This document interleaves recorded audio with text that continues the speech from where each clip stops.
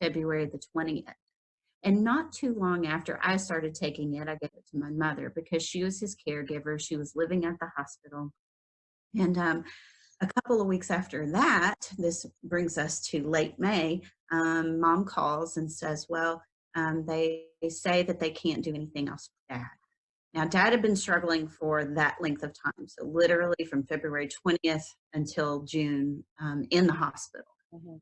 Had been given a 10% chance of living, 10%. And I don't believe in accidents.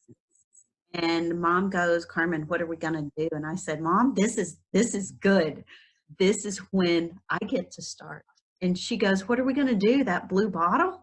And I said, yeah, we are. Because you see, by the time that had come around, I had already ran this through my pharmacist friend's brain. And she's like, I can't believe it. It doesn't interact with anything, no diseases, no pharmaceuticals. She's like, I am more comfortable with you giving this than many of the drugs that I've seen you write. Wow. So I simply told mom, let's get it in his mouth. Let me paint the picture for you. Dad was, he had a feeding tube in his nose. He did not know us. He had not eaten in 5 weeks, and he was basically just existing in this hospital room. I said, Mom, put it on a sponge like you put water in his mouth, and put the ASEA on it and put it in his mouth. And so she started doing it. In about a week, he got his feeding tube out and he started eating full meals again. He hadn't done that in 5 weeks. The doctors couldn't believe that he kept a whole meal down without getting sick.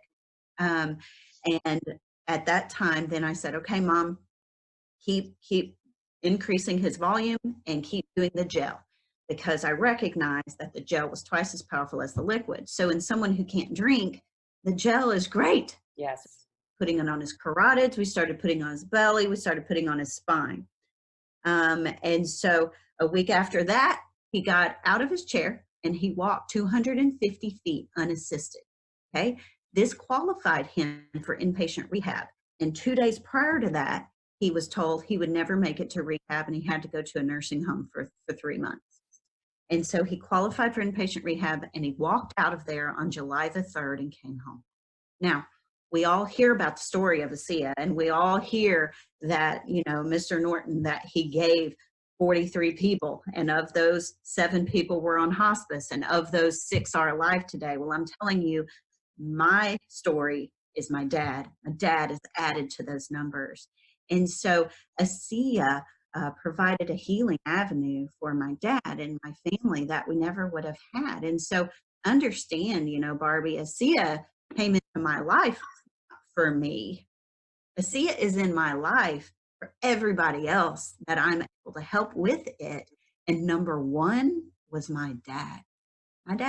And he's doing great. He's able to drive again. The doctors actually call him the miracle man. And this is at a major tertiary care center, like where the guys wrote the textbooks. Okay.